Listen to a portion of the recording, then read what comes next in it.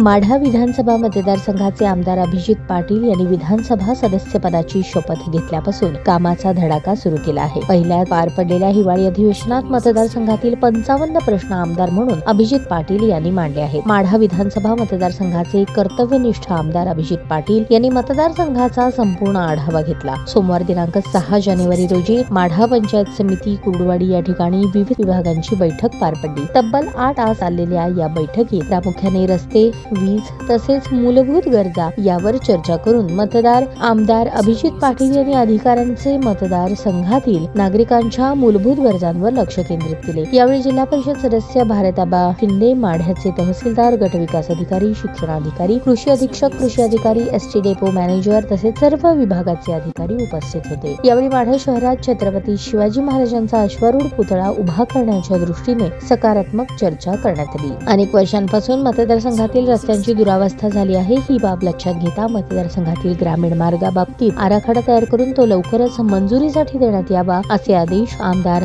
अभिजित पाटील यांच्या वतीने संबंधित विभागाला देण्यात आले। शिक्षणाचा पाया मजबूत करण्यासाठी मतदारसंघात अंगणवाडी उभारण्यासाठी जागा उपलब्ध करून त्या ठिकाणी नवीन अंगणवाडीच्या कामाला सुरुवात करण्याचे संबंधितांना आदेश देण्यात आले। सीना माढा प्रकल्पातून येणारे पाणी हे शेवटच्या घटकांपर्यंत पोहोचण्यासाठी उपाययोजना करण्याबाबत संबंधितांबरोबर सकारात्मक चर्चा करण्यात आली। निवडणुकीदरम्यान मतदारसंघातील नागरिकांना दिलेला शब्द पाळण्यासाठी अहोरात्र प्रयत्न करताना आमदार अभिजित पाटील दिसत आहेत। तब्बल 8 तास चाललेल्या बैठकीत त्यांनी मतदारसंघाचा संपूर्ण आढावा घेतला।